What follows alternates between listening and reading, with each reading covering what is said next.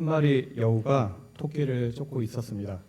하지만 그 여우는 토끼를 잡을 수 없었다고 합니다. 여우가 토끼보다 몸집도 더 크고 빠른데 토끼를 놓치고 말았습니다. 왜 그랬을까요? 그 이유는 간절함이라고 합니다. 여우는 한 끼의 식사를 위해서 뛰었지만 토끼는 살기 위해서 필사적으로 뛰었기 때문입니다. 이렇게 간절함은 성공의 씨앗입니다. 간절함이 주는 힘은 실로 대단하죠. 간절함은 몸과 마음이 하나 되는 그런 몰입의 상태를 말합니다. 스포츠 좋아하시는 분들은 전에 야구 월드컵 WBC 있었잖아요. 아시죠? 그래서 대만을 이겨야 되는데 대만한테 져버려가지고 마지막 호주와의 그 예선에서 이기는 것은 말할 것이 없고 5점 차 이상으로 주고 3점 주면 이제 그냥 탈락되는 상황이었죠. 그래서 이게 되게 어려운 경우였는데 그것을 또 해냈습니다. 그죠? 7대2로 이겨서 많은 국민들에게 감동을 줬는데 그거는 뭐 실력도 있겠지만 그 간절함이라는 것이 있었기 때문에 그런 결과가 있었고 그런 간절함이 그 확률적으로도 되게 낮은 확률이었는데 그것을 뚫어내고 했다는 게 많은 감동을 줬던 것 같습니다. 그래서 실력이 당연히 있어야겠지만 그 실력 위에 간절함이라는 게 필요한 거죠. 사람은 평안할 때는 본질적으로 놓치고 살 때가 많습니다. 하지만 벼랑 끝에 섰을 때 내 힘으로는 아무것도 할 수 없다는 사실을 깨달을 때 비로소 인간은 간절함을 창문을 엽니다. 그러니까 간절함이란 게 내가 이렇게 막 마음을 독하게 먹어야지 막 이게 해내야지라고 하는 그런 마음이 아니라 내가 어떤 상태인지를 안다는 거죠. 그러니까 절벽에 딱 뭐 영화에 보면 많잖아요. 딱 절벽에 손 하나만 딱 잡고 있으면 살려고 정말 이 손가락에 끝에 힘을 꽉 주지 않겠습니까? 안 그러면 죽으니까. 그래서 간절함이 생기겠죠. 그 나의 상태를 이제 올바르게 직면할 때 간절함이 생긴다는 거죠. 그리고 그 간절함이라는 창문을 통해 하나님의 은혜가 들어오기 시작합니다. 오늘 본문에는 그 인생의 벼랑 끝에서 그 누구보다 간절하게 주님을 부르는 두 사람이 등장합니다. 오늘 우리는 그들의 간절한 부르짖음을 통해 우리가 진정으로 떠야 할 눈이 무엇인지 그리고 우리가 가야 할 길은 어디인지를 함께 나눠보고자 합니다. 오늘 본문의 배경은 여리고입니다. 예수님은 이제 곧 예루살렘으로 들어가십니다. 그 이미지 한번 보여주시겠어요? 여리고에서 잘 보이시는지 모르겠는데 오른쪽이 그 밑에 한참 낮아져 있고 그 사해 염해라고 하는 것이 있고 그 왼쪽에 보면 물이 있는 게 그게 바다죠. 이제 지중해죠. 그래서 해수면이 0m라고 하면 이제 그걸 가지고 이제 높이 고도를 측정하는데 그러니까 여리고는 마이너스 300m이고 그리고 예루살렘은 꼭대기 있는 800m가 되는 거죠. 예수님께서 이제 여리고에서 예루살렘으로 가신 십자가의 길을 가시는 그 길이 이렇게 뭐 직선 거리로는 25km이고 걸어서 8시간 걸리지만 이렇게 오르막길인 거죠. 엄청나게 오르막길을 이게 걸어가야 된다는 거죠. 이 길은 영광의 길처럼 보이지만 사실은 죽음의 길이었습니다. 예수님은 방금 전에도 제자들에게 자신이 고난받고 죽임당할 것을 3번째로 말씀하셨습니다. 예수님의 심장은 인류의 죄를 짊어야 한다는 그런 비장함으로 가득 차 있는 그런 상태라는 거죠.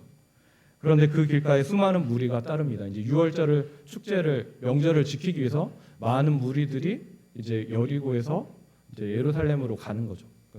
순례길을 명절을 지키러 예루살렘으로 가는 거죠. 막 축제 분위기였을 거고 그 사람들은 예수님이 예루살렘에 들어가시면 드디어 우리를 핍박하고 우리를 식민 지배하고 있는 로마 제국을 몰아내고 다윗의 왕국을 재건할 것이라고 믿었던 거죠. 그래서 왕이 간다. 그래서 따라가자. 이런 축제 분위기였죠. 그 무리들은 기대에 부풀어 있는 거죠. 세상이 이제 뒤집어지겠구나. 우리 이제 독립된 하나님 나라 유대 왕국이 세워지겠구나라는 기대에 부풀어 있었지만 그 정작 주인공이신 예수님의 고통에는 무관심했습니다. 그 시끄러운 행렬의 구석에서 길가에 두 맹인이 앉아 있었습니다. 그들은 사회적 약자 중에 약자였습니다. 당시 유대 사회에서는 이런 장애가 죄를 지었으니까, 그 사람이 죄를 졌거나 아니면 그 부모가 죄를 지었으니까 저런 장애, 병을 앓고 있는 거야 라는 눈으로 바라봤기 때문에 그들은 뭐 맹인이니까 뭐 일을 할 수도 없죠. 그러니까 구걸해서 살아야 되는 거지일 뿐만 아니라 그런 경제적 빈곤뿐만 아니라 종교적 정죄감. 아, 너는 무슨 죄를 졌길래? 아니, 너 부모가 어떻게 했길래 너는 이런 장애를, 눈도 못 보는 장애자로 사냐? 라는 그런 시선을 느끼며 소외된 채 살아가고 있었다는 거죠. 하지만 역설적인 사건이 일어납니다. 육신의 눈을 뜬 수많은 무리들은 예수님을 뭐 메시아다, 뭐 구원자다, 호산나 다윗의 자손이다라고 막 하고 있지만 정작 예수님이 누구인지, 어디로 가시는지 지금 제대로 알지 못한다는 거죠. 그러나 육신의 눈을 감은 이 두 맹인은 예수님을 정확히 알아본다는 거죠. 주여, 우리를 불쌍히 여기소서, 다윗의 자손이여. 그들은 예수님을 다윗의 자손이라고 부르고, 이게 단순한 호칭이 아니라 예수님이 구약에 예언된 메시아이심을 고백하는 신앙 고백을 한다는 거죠. 눈 못 보는 자가 예수님을 정확하게 바라보고 있고, 눈을 뜨고 있지만 정확하게 예수님이 제대로 못 보고 있다는 거죠. 무리가 그들을 꾸짖습니다. 잠잠하라, 조용해라, 닥쳐라, 뭐 이런 거죠. 왜 이렇게 방해하냐, 예수님 가시는데. 그러니까 무리의 눈에는 이 맹인들이 예수님의 그 영광스러운 뭔가 행진에 방해하는 소음에 불과했다는 거죠. 하지만 맹인들은 굴하지 않습니다. 오히려 더 크게 소리를 지릅니다. 왜일까요? 자신의 그 비참한 상태를 너무나 잘 알고 있다는 거죠. 나에게는 예수님, 이분밖에 없다. 지금 아니면 내 인생에 기회는 없다. 절벽에 붙잡고 있는 그런 자신의 상태를 제대로 바라보고 있었기 때문이죠. 시편 42편 1절 말씀 같이 한번 읽어볼까요? 시작. 하나님이여, 사슴이 시냇물을 찾기에 갈급한 같이 내 영혼이 주를 찾기에 갈급하니이다. 아멘.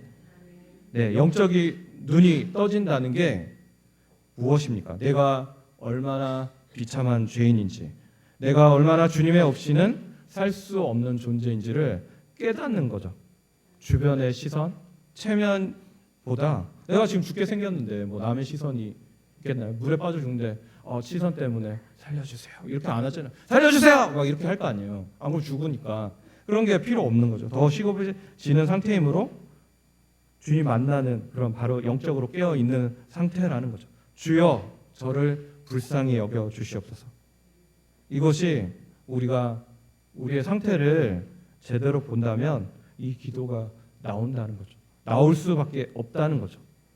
오늘 우리에게 이 맹인들과 같은 영적 갈급함, 간절함이 있기를 소망합니다. 내가 어떤 상태인지. 그래도 뭐 내가 예배를 한 번도 빠지지 않고 몇십 년 드렸고 헌금도 했고 봉사도 했고 내가 그때 하나님 만났고 그런 경험도 했고 기적도 맛봐도 지금 그랬다고 해서 그게 지금 하나님과 동행하는, 예수님을 따라가는데 그게 무슨 스펙처럼 그게 되는 건 아니잖아요. 물론 자랑스러운 하나님의 은혜지만 그 은혜가 내 자랑이 된다면 그게 내 힘으로 한 게 아니잖아요. 하나님이 베풀어 주신 거잖아요. 내 상태는 예수님께 붙어 있어야 사는데 예수님 좀 떨어져서도 나는 잘 살 수 있다라고 하는 그 교만이 내 상태가 어떤지를 모른다는 거죠.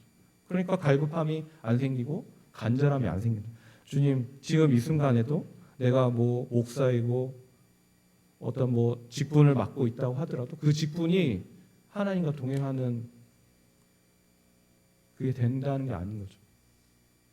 지금 내 마음에 갈급함이 있는가, 간절함이 있는가, 내 상태가 어떤지를 아는 그런 은혜가 우리에게를 소망합니다. 예수님은 가던 길을 멈춰 서십니다. 그리고 그 맹인들에게 묻습니다. 너희에게 무엇을 하여 주기를 원하느냐? 사실 이 질문은 바로 압달락께서 세베대 아들들 야고보와 요한에게도 하셨던 질문입니다. 똑같은 질문을 하셨습니다. 마태복음 20장 21절 말씀 같이 한번 읽어보겠습니다. 시작. 예수께서 이르시되 무엇을 원하느냐 이르되 나의 이 두 아들을 주의 나라에서 하나는 주의 우편에 하나는 주의 좌편에 앉게 명하소서. 그 야고보와 요한의 어머니가 얘기했다고 하지만 결국 야고보와 요한의 대답이었죠. 주의 나라에서, 예수님의 세우신 그 나라에서 하나는 예수님의 우편에 하나는 주의 좌편에 앉게 하옵소서. 그들의 관심은 권력이었던 거죠. 예수님이 십자가를 지러 가시고 그 비통하신 그 엄중한 순간에도 그들은 드디어 제자들은 3년 반 동안 이렇게 따랐더니 드디어 보상이 오는구나. 드디어 내가 한 자리 하겠구나. 이 12명 제자 중에서도 우리가 가장 넘버 2, 넘버 3가 돼야지 라는 생각이 있는 거죠. 그것에 사로잡혀 있는 거죠. 그래서 자신들의 욕망을 채울 자리를 탐내고 있다는 거죠. 제자들은 3년 반 동안 예수님을 따랐지만 사실은 자기 자신의 야망을 따랐다는 거예요. 겉모습은 제자들이 대단하죠. 그렇지만 그 속을 보면 결국 예수님을 따른 게 아니라 자신의 야망을 따르고 있었다는 거죠. 마태복음 20장 오늘 본 말씀 32절, 33절 말씀 같이 읽어보겠습니다. 시작. 예수께서 머물러 서서 그들을 불러 이르시되 너희에게 무엇을 하여 주기를 원하느냐 이르되 주여 우리의 눈뜨기를 원하나이다. 아멘. 똑같은 질문, 뭘 해주기를 원하느냐라는 질문에 맹인들은 주여 우리 눈뜨기를 원하나이다. 눈뜨고 싶습니다. 눈뜨게 해주십시오라고 하는 거죠. 이 대답에는 이제 두 가지 의미가 담겨 있습니다. 첫 번째는 전적인 신뢰입니다. 예수님만이 내 어둠을 밝히실 수 있다는 고백이죠. 오늘 목사님께서 설교하셨듯이 야이로, 회당장 야이로도 12의 혈루증을 앓은 여인도 예수님이 아니면 안 된다는 그런 전적인 신뢰가 있었던 거죠. 예수님한테 가면 되겠지만 또 계산기를 돌려봐서 어디 또 용하다는데 의사를 찾아간다든지 이런 생각이 있었다면 목사님 설교하신 대로 나이 많은 사람이 못하러 젊은 사람한테 무릎 꿇고 살려달라고 하겠습니까? 그 무리가 그렇게 막 와 있는데 어떻게든 옷자락 잡아 보려고 그렇게 했겠어요. 자기 상태를 알고 예수님만이 해주실 수 있다. 그런 전적인 신뢰가 있었다는 거죠. 예수님만이 내 어둠을, 내 문제를 밝히실 수 있다. 해결해 주실 수 있다는 고백인 거죠. 두 번째는 본질로의 회개입니다. 그들은 돈을 구하지 않았습니다. 또 아니면 구걸하는데 살아가기 충분한 환경을 구하지 않았습니다. 그들은 세상을 보고 싶어 했고 주님의 얼굴을 보고 싶어 했습니다. 야고보와 요한은 높은 자리를 구했지만 맹인들은 불쌍히 여김, 이 긍휼을 구했다는 거죠.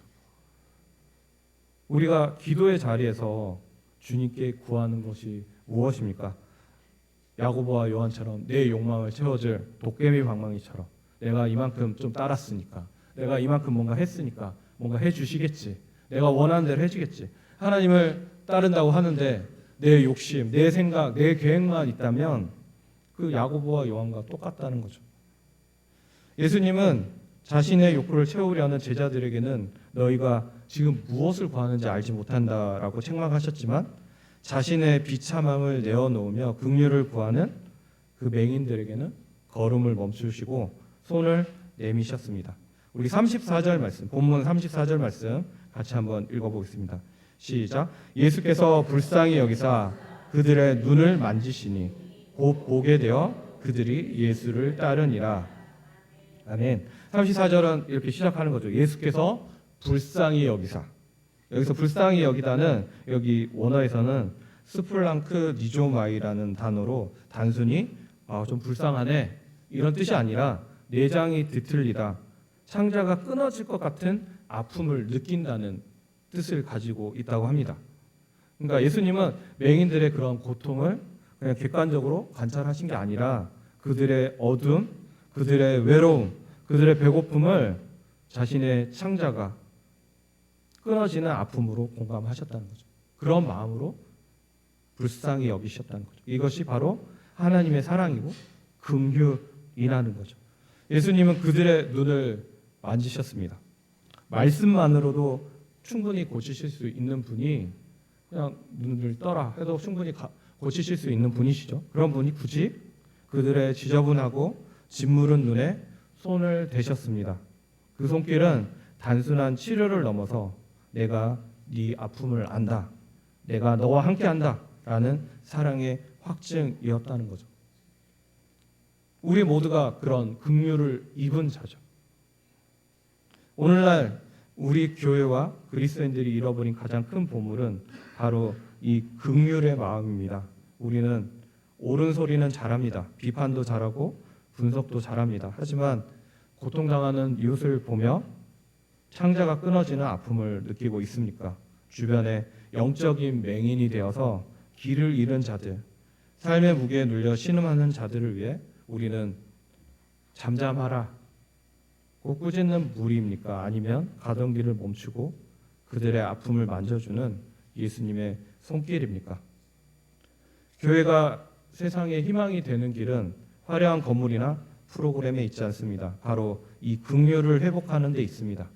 예수님이 우리를 창자가 끊어질 것 같은 그 아픔으로 바라보셨던 그 긍휼의 마음, 사랑으로 우리가 회복되었던 것처럼 그 긍휼 받은 자로서 다시 이웃을 향해서 그 주님의 긍휼한 마음 받은 마음을 가지고 이웃을 향해서 바라보는 회복이 필요하다는 거죠. 그것을 위해서 우리는 간절히 기도해야 합니다.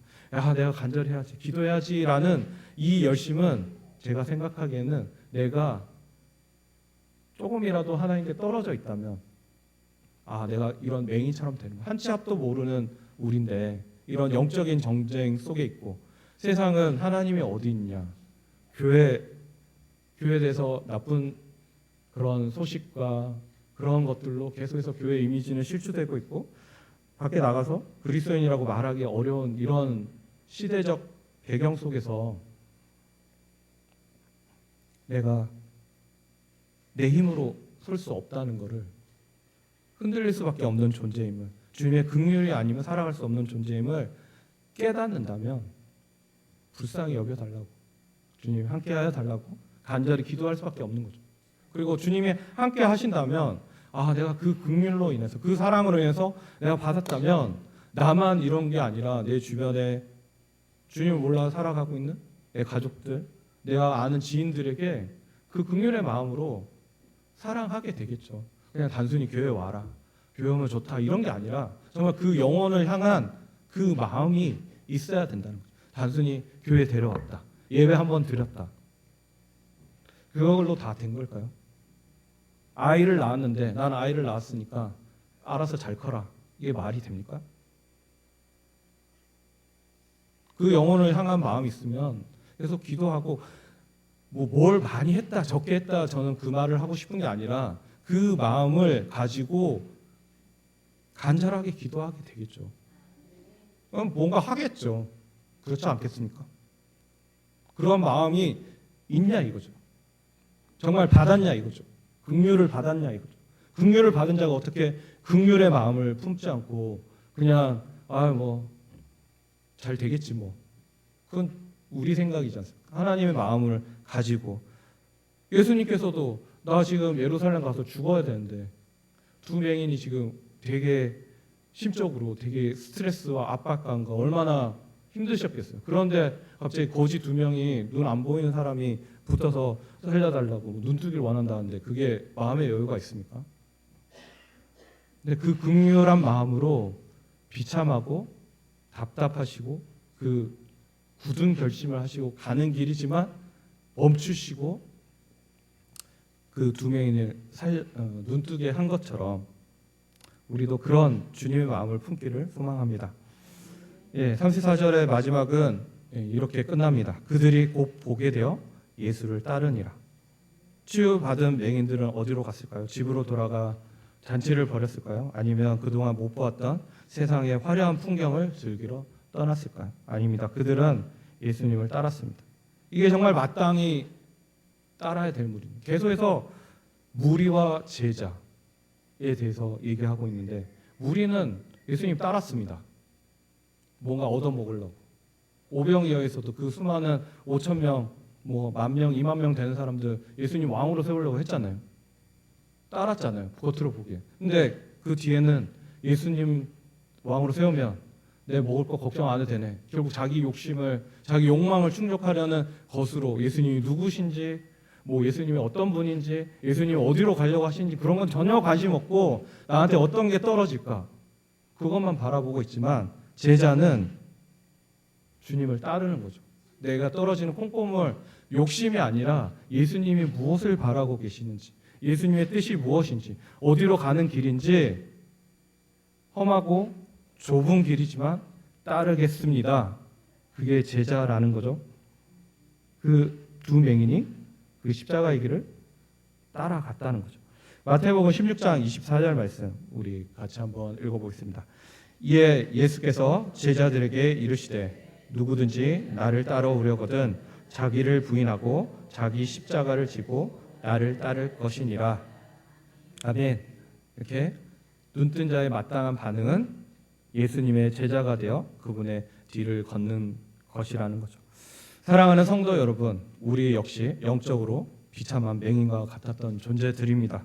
십자가가 보이지 않고 천국이 보이지 않고 오직 세상의 성공과 정욕만을 쫓던 자들이었습니다. 하지만 주님이 우리를 불쌍히 여겨주셨다는 거죠. 긍휼히 여겨주셔서 우리의 영안을 열어주셨습니다.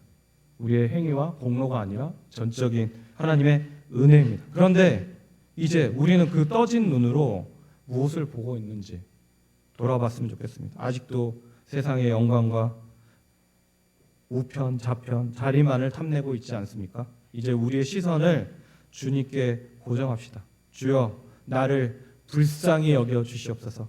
내 영의 눈을 온전히 뜨게 하사 주님이 걸어가신 그 십자가의 길을 기쁨으로 따라가게 하소서. 내 주변의 연약한 자들을 주님의 마음으로 품게 하소서. 그 비참함을 인식하는 자만이 간절히 기도하고 그 긍휼을 잊게 된다는 거죠. 그 긍휼을 입은 자만이 진정으로 예수님을 따를 수 있습니다. 이 시간 주님의 손길이 우리 눈에 닿기를 소망합니다.